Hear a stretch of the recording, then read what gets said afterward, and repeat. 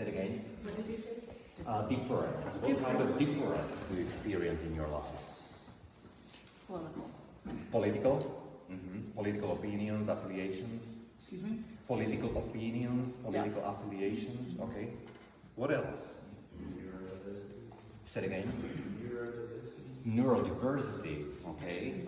Different mental abilities. Perspective? Different perspectives. What? Economic.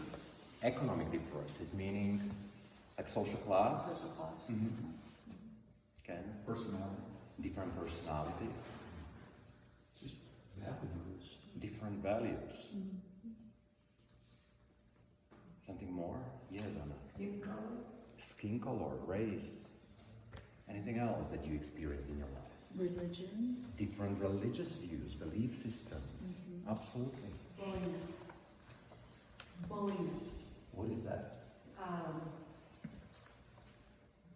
Someone is bullying you. Bullying. Fun of bullying. Okay. Okay, Yeah. absolutely. And the reason is because they don't know how to navigate the difference, what to do with the difference. So what do? We bully, right? We marginalize, we exclude. I try to capture most of the things that you mentioned here in this one picture that I like to use. Now I'm going to go a little closer. It's too small, I'll read it for you. So this is what we call 4 layers of differences. So these are the differences we all are experiencing, consciously, unconsciously. So right in the middle we have personality, which is something that Ken mentioned. You can have people in your life from the same country, from the same city, who graduated from the same university, and it doesn't mean that you are not being exposed to diversity. You are, because you might have differences of personalities. So that's one layer. Then you have what we call the primary layers of differences, such as age, generation, right? Again, you deal with generational differences in your lives, most probably. Race, as you mentioned, Anna. Ethnicity, sex, gender, physical, mental abilities, something that Ian mentioned, sexual orientation. All of this creates additional layer and additional complexity to how different we are. Then the next layer is what we call secondary layer of diversity. And here we talk about different nationalities, geographic locations, language. What are our languages, native languages, foreign languages that we learned? Marital status. Some people are married, widow, divorced, single. Parental status.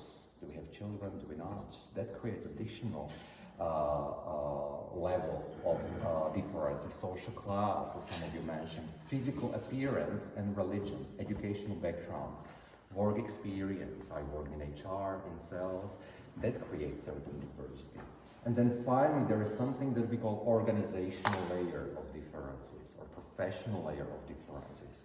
Do I have an experience as a manager or as a subject matter expert? Do I have an experience from which department? In which team do I work? Who is my manager? What is my job content? Do I work in sales, in marketing, in NGO sector? So the combination of all these dimensions is what we call our identity. What you mentioned, Marcel, yesterday, we were talking about culture and identity. So when we say identity, it's a combination of all this. Now, why is this important? Because it shows us the concept, or it teaches us the concept of intersectionality, which is extremely important when we work across differences. Why is that important? Because more often than not, people have the tendency to look at you, how you behave, through the lens of 1 or 2 categories. They would try to understand you, who you are, through the perspective of your nationality, your race, or through your sexual orientation, social class. And these are important pieces of information that we need to have, but they are not complete. This is complete picture about who we are. So when we say differences, this is what we really mean, right? And that's why you have people who would say, oh, I don't need cultural intelligence, I don't need emotional literacy, everyone around me is like me. There is no diversity in my life.